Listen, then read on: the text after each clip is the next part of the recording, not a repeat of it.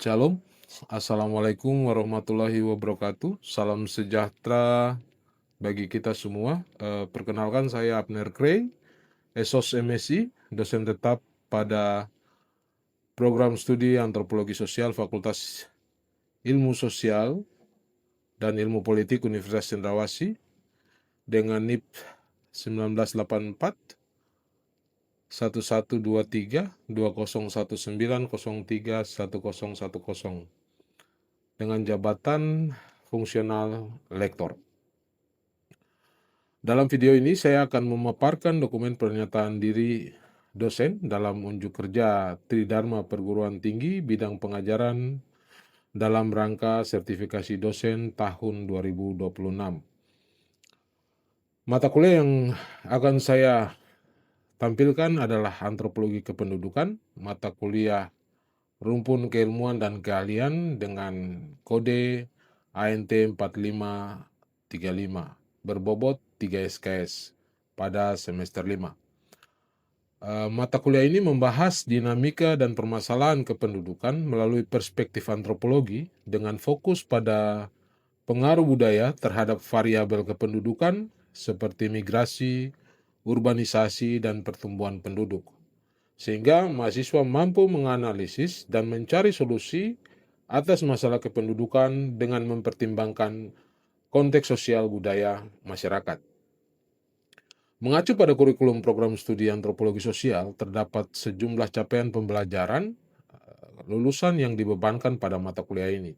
Di antaranya, KU1 memiliki pengetahuan dan keterampilan melakukan penelitian lapangan, dengan KK3 menerapkan ilmu antropologi sosial budaya dalam mengkaji fenomena kehidupan masyarakat.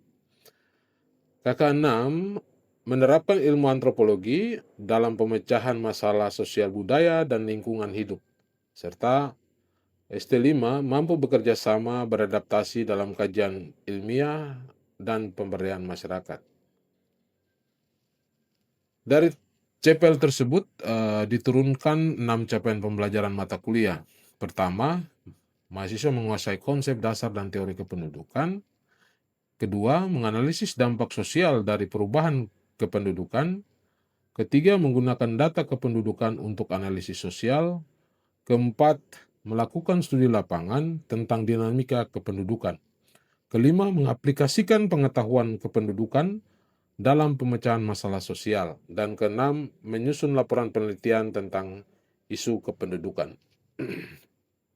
Strategi delivery yang saya gunakan mencapai CPMK tersebut adalah kuliah interaktif, tanya jawab, diskusi kelompok, dan presentase, praktikum pengolahan data kependudukan, serta proyek studi lapangan, observasi, dan wawancara yang dilaksanakan dalam 16 kali pertemuan.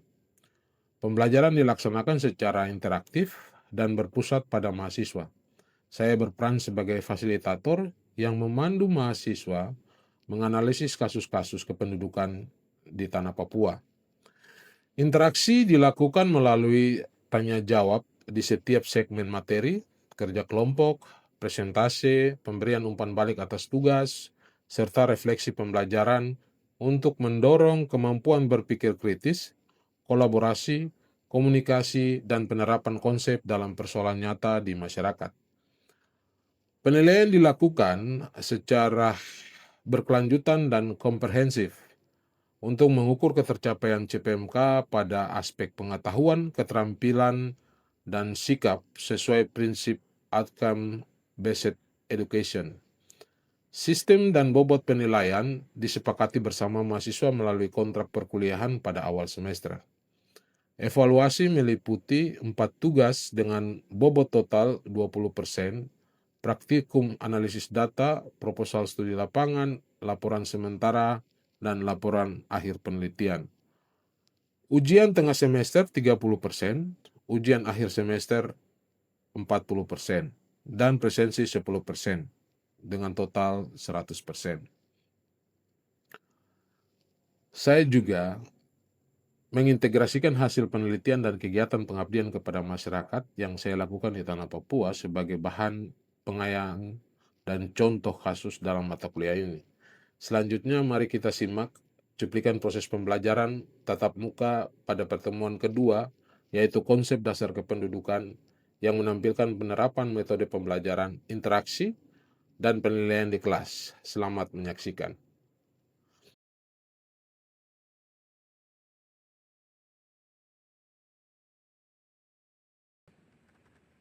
Oke, kita akan memulai pertemuan kita di siang hari ini. Pertemuan kedua mata kuliah antropologi kependudukan. Jadi pertemuan kita di siang hari ini membahas tentang konsep dasar kependudukan, yaitu pertumbuhan penduduk, fertilitas, mortalitas, migrasi, dan juga struktur demografi. Jadi seperti yang sudah dibahas di awal bahwa pertemuan kita akan dijalankan dalam 16 kali pertemuan dengan 14 kali tatap muka, 1 kali UTS, dan terakhir UAS.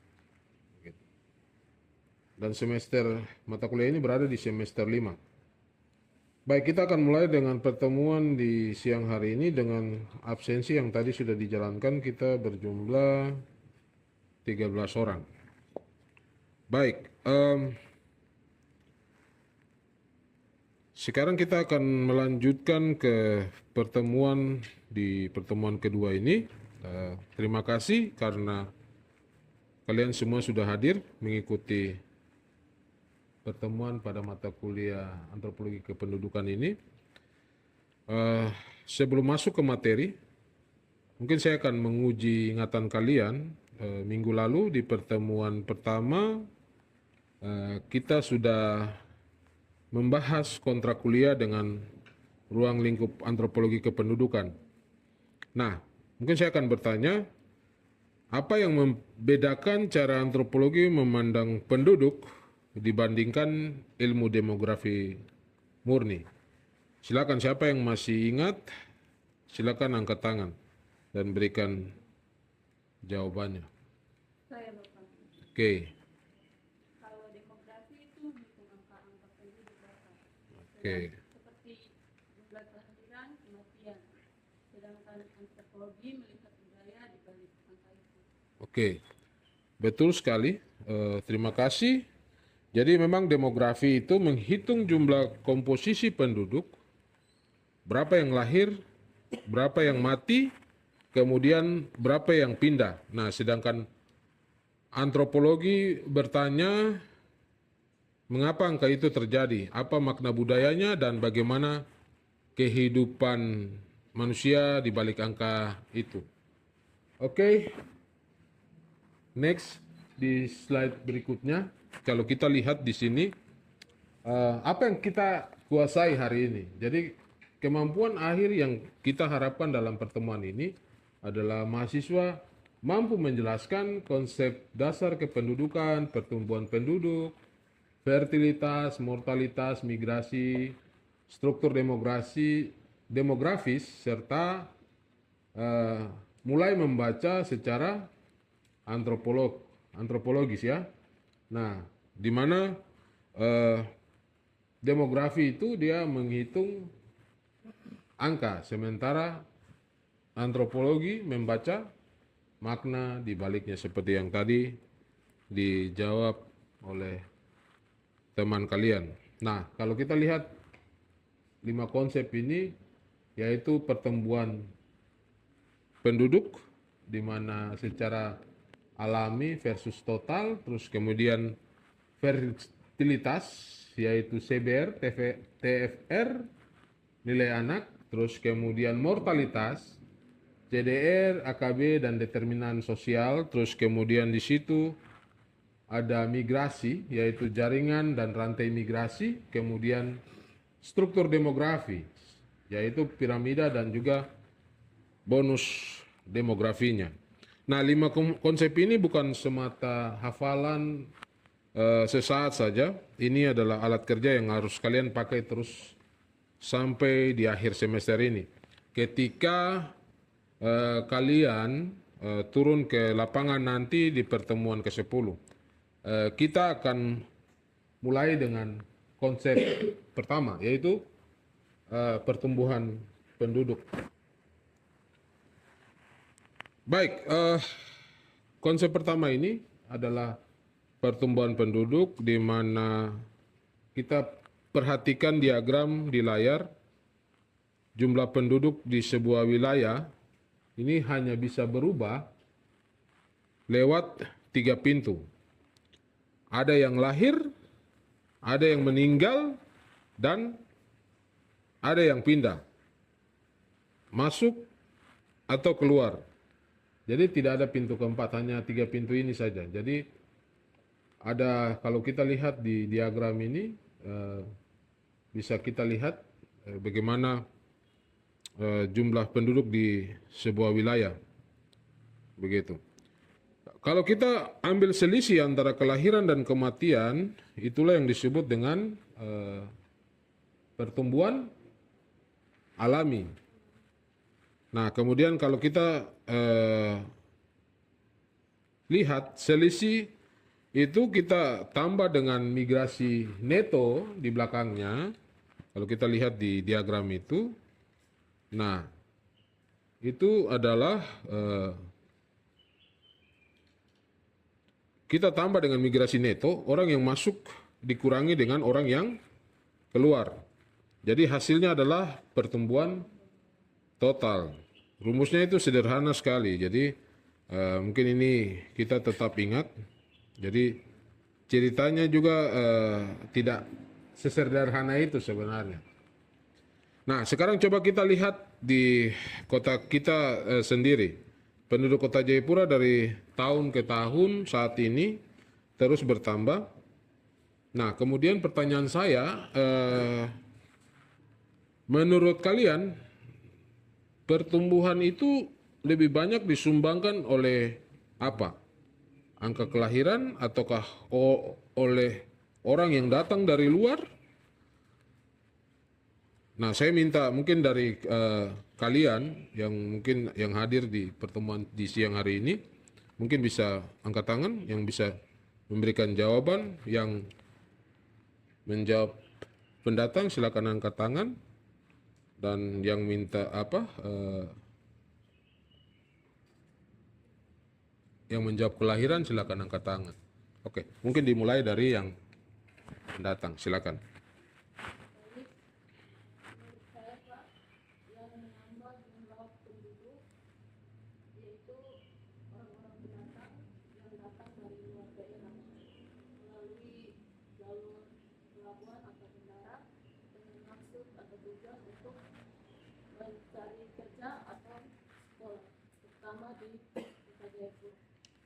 Oke, ini jalur pendatang, terus kemudian silakan. Selanjutnya berdasarkan apa tadi? Ya, kelahiran, silakan. Bapak di kompleks saya hampir setiap keluarga punya anak kecil. Jadi kelahiran juga pasti besar sumbangannya. Oke, baik. Jadi ya tadi sumbangan untuk pertumbuhan penduduk tadi disampaikan bahwa karena pendatang yang datang dari luar kota ke kota, terus kemudian dengan tingkat pertambahan jumlah penduduk lewat angka kelahiran, seperti yang tadi disampaikan. Nah, terima kasih. Jadi semua alasan tadi masuk akal. Jadi jawabannya pastinya akan kita bersama akan periksa di angka BPS, di data BPS yang tersedia, BPS Kota Jayapura. Kita bisa pastikan nanti ketika kita praktikkan data pada pertemuan ke-6 dan ke-7. Nah, tetapi diskusi singkat yang barusan kita sampaikan ini disampaikan oleh kalian juga, jawaban yang tadi. Nah, sebenarnya sudah menunjukkan inti daripada bagaimana seorang antropolog memandang pertumbuhan penduduk itu. Jadi di balik angka pertumbuhan ada keputusan manusia, keputusan merantau mencari kerja, terus kemudian melanjutkan sekolah, atau kemudian mengikuti keluarga, atau keputusan-keputusan yang lainnya yang kemudian itu dibentuk oleh perilaku atau budaya masyarakat. Oke, kita lanjut ke slide berikutnya, yaitu konsep fertilitas, yaitu kelahiran dan nilai anak. Nah, kalau kita lihat di slide ini, di konsep fertilitas ini, fertilitas itu apa? Kelahiran hidup yang benar-benar terjadi. Nah, ukurannya itu bermacam-macam. Dua yang paling sering dipakai itu bisa kita lihat di slide ini. Yang pertama, angka kelahiran kasar atau CBR. Itu. Nah, jumlah kelahiran per 1000 penduduk, CBR itu jumlah kelahiran per 1000 penduduk dalam 1 tahun. Nah, yang berikutnya, yang kedua adalah TFR. Nah, TFR di sini adalah rata-rata jumlah anak yang dilahirkan oleh seorang perempuan sepanjang usia suburnya. Bisa kalian lihat di depan, ada CBR, ada TFR. Nah, ini yang merupakan bagian daripada fertilitas. Nah, di banyak masyarakat di tanah Papua, anak ini bukan sekedar soal biologis. Jadi, anak adalah kelangsungan marga, terus kemudian anak juga adalah tenaga di kebun, terus kemudian anak juga adalah jaminan hari tua, kemudian anak juga bagian dari relasi mas kawin dan juga kekerabatan. Nah, sekarang saya mau dengar dari kalian, coba pikirkan kampung asal kalian masing-masing, adakah pandangan ada tentang jumlah anak, tentang nilai anak laki-laki dan anak perempuan? Nah, silakan siapa yang mau berbagi cerita? Siap saya Bapak. Oke, silakan. Jadi di kampung saya tuh biasanya sebagai anak laki-laki dianggap penerus marga. Jadi kalau sebuah keluarga belum punya anak laki-laki, biasanya mereka berusaha harus punya anak laki-laki. Oke. Baik, silakan. Ada lagi? Ya, ada. Silakan. Kalau di tempat saya, jumlah anak sering dikaitkan dengan mas kawin, Pak. Karena anak perempuan bisa mendatangkan mas kawin bagi keluarga. Jadi anak perempuan yang banyak biasanya dianggap sebagai rezeki. Oke. Baik, terima kasih. Ini merupakan pengalaman dan juga cerita-cerita yang kalian alami juga di keluarga kalian. Nah, contoh tadi persis seperti apa yang disebut oleh para ahli sebagai nilai anak atau value of children. Dan disinilah pelajaran pentingnya. Program kependudukan yang hanya bicara angka tanpa memahami makna anak dalam budaya setempat ini hampir selalu gagal. Nah, ini ia berbicara angka sementara masyarakat berbicara makna. Oke, kita lanjut ke slide berikutnya. Konsep berikutnya yaitu mortalitas. Cermin kesejahteraan. Jadi mortalitas atau kematian itu kalau kita lihat ukuran dasarnya itu berada pada angka kematian dikurang jumlah kematian per 1000 penduduk per tahun. Nah, tetapi ada satu ukuran yang jauh lebih peka menggambarkan kesejahteraan sebuah masyarakat, dan itu yang tertulis besar kalau kita lihat di depan di layar di slide bahwa ada AKB, angka kematian bayi, di mana AKB ini angka kematian bayi dikurangi jumlah bayi yang meninggal sebelum berusia 1 tahun.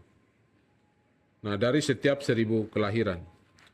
Mengapa angka kematian bayi ini disebut sebagai cermin pembangunan? Nah, karena ia dipengaruhi hampir semua hal sekaligus. Misalnya gizi ibu selama hamil, ada tidaknya kesehatan, air bersih, terus kemudian jarak ke puskesmas sampai kepercayaan masyarakat tentang persalinan. Nah, di titik inilah antropologi bekerja ya, ketika sebuah keluarga memilih melahirkan di rumah dengan pertolongan keluarga, bukan di puskesmas, itu jarang sekali, karena semata-mata tidak tahu. Nah, bisa karena jaraknya jauh, biayanya berat, pengalaman buruk sebelumnya, atau keyakinan hidup di komunitasnya. Nah, peneliti bernama Awah ini dia meneliti diabetes di Kamerun. Artikelnya akan kita baca di pertemuan ke-12 ya. Selanjutnya menunjukkan satu hal penting. Jadi layanan kesehatan hanya efektif kalau memahami logika budaya pasiennya. Prinsip yang sama berlaku kalau kita mau menurunkan angka kematian bayi di Papua, yaitu ada langkah-langkahnya, yaitu kerja medis, kerja sosial, dan juga kerja budaya harus berjalan bersama-sama. Konsep berikutnya yaitu konsep migrasi, yaitu migrasi mengikuti jaringan. Jadi konsep migrasi ini itu adalah perpindahan penduduk dengan tujuan menetap, melintasi batas waktu atau batas wilayah tertentu. Nah, kalau kita lihat jenisnya ada di layar atau di slide di depan, bahwa jenis migrasi itu ada 3 ya. Yang pertama ada migrasi apa? Masuk keluar, yaitu melintasi batas wilayah atau dengan tujuan menetap. Terus apa lagi? Migrasi sirkuler, yaitu pulang pergi atau tidak menetap, permanen. Terus kemudian yang ketiga adalah urbanisasi. Jadi ini adalah 3 bagian dari jenis migrasi. Nah, pertanyaan antropologisnya adalah mengapa orang pindah dan mengapa ke tempat itu, bukan ke tempat lain. Nah, jawabannya hampir selalu satu kata, yaitu jaringan. Ya. Orang merantau mengikuti kerabat, orang satu kampung, orang satu marga, ya, yang sudah lebih dulu tinggal di kota ya. Nah, jaringan itu yang menjadikan tempat tinggal pertama, informasi pekerjaan, dan juga rasa aman. Nah, coba sekarang pikirkan keluarga kalian. Di keluargamu siapa yang pertama kali datang ke Jayapura dan siapa saja yang kemudian menyusul lewat jalur orang pertama itu? Nah, kira-kira siapa mau berbagi? Silakan. Silakan. Keluarga saya dulu datang dari Bapak. Oke. Terus awalnya kakak saya datang lebih dulu dengan maksud tujuan melanjutkan studi. Setelah selesai studi, beliau mendapatkan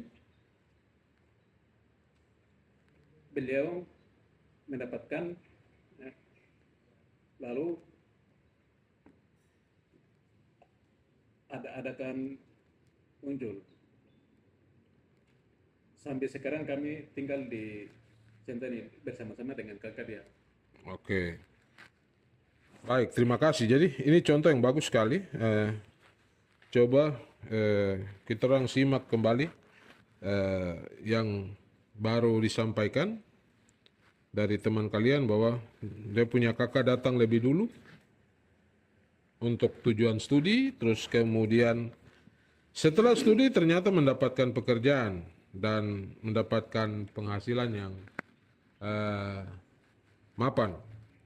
Nah, kemudian menetap di Sentani. Setelah jalannya terbuka, terus kemudian adik-adik menyusul, kemudian keluarga lain yang kemudian ikut datang dari kampung, ini membuka jalan. Jadi yang lain mengikuti lewat jalur kekerabatan itu. Dan kita juga harus perhatikan juga motif ini juga berlapis. Jadi motifnya itu berangkat, yang pertama berangkat dari studi, terus kemudian mendapatkan pekerjaan, begitu. Jadi motifnya ada berlapis, gitu. Nah, nanti di pertemuan kelima kita akan dalami hubungan budaya dan migrasi ini. Dan di pertemuan ke-10 kalian juga akan mewawancari secara langsung para migran di lapangan. Ini menjadi tugas praktek kalian. Baik, slide berikutnya, konsep berikutnya yaitu struktur demografi dan piramida penduduk. Kalau kita lihat di struktur demografi dan piramida yang ada pada slide, ini merupakan konsep kelima yang terakhir yang kita bahas pada hari ini. Jadi struktur demografi ini dikurangi komposisi penduduk menurut umur dan jenis kelamin. Jadi yang biasa digambarkan dengan piramida penduduk seperti kalau kita lihat di layar atau di slide di depan, bagaimana kita membacanya. Jadi piramida yang kakinya lebih lebar, kalau kita lihat di depan yang paling bawah, berarti penduduknya muda, kemudian kelahirannya banyak. Kalau kita lihat di depan piramida, bentuk piramidanya. Nah, kemudian yang kedua yang menggelembung itu di bagian tengah, di mana penduduk usia produktifnya besar, dan disitulah muncul biasanya dikenal dengan bonus demografi yang akan kita bahas tuntas pada pertemuan selanjutnya di minggu depan. Nah, sekarang sebelum kita rangkum, saya mau kalian berpikir sebentar, berpasangan dengan teman di sebelah kalian masing-masing. Nah, waktunya 1 menit atau tidak sampai 1 menit. Kalian bisa baca pertanyaan yang ada di layar. Kalau penduduk usia muda dan usia produktif di Papua sangat besar, itu apa? Peluang atau beban? Dan apa syaratnya supaya menjadi peluang? Nah, silakan kalian berdiskusi 1 menit. Kalau sudah mendapatkan jawaban, silakan angkat tangan dan memberikan jawaban. Silakan. Silakan ya, kalau sudah bisa. Oke, silakan. Tujuan kami peluang Bapak, tapi syaratnya anak muda Papua harus dapat pendidikan yang baik dan ada lapangan kerja. Kalau tidak, justru bisa jadi beban karena banyak pengangguran. Oke, silakan. Selanjutnya ada lagi? Silakan. Kami sekarang ini agak berbeda, Bapak. Menurut Oke. kami sekarang masih beban karena lapangan kerjanya belum siap. Tapi Oke. bisa berubah jadi peluang kalau pendidikan dan kesehatannya dibenahi dari sekarang. Oke, bagus sekali. Dan perhatikan kata-kata kunci yang tadi disampaikan oleh teman-teman kalian, bahwa tadi disebutkan di situ apa? Pendidikan, lapangan kerja, dan juga ada kesehatan. Jadi bonus demografi hanya benar-benar menjadi bonus kalau manusianya disiapkan. Dan yang menyiapkan manusia itu persoalan sosial budaya, bukan sekedar persoalan angka.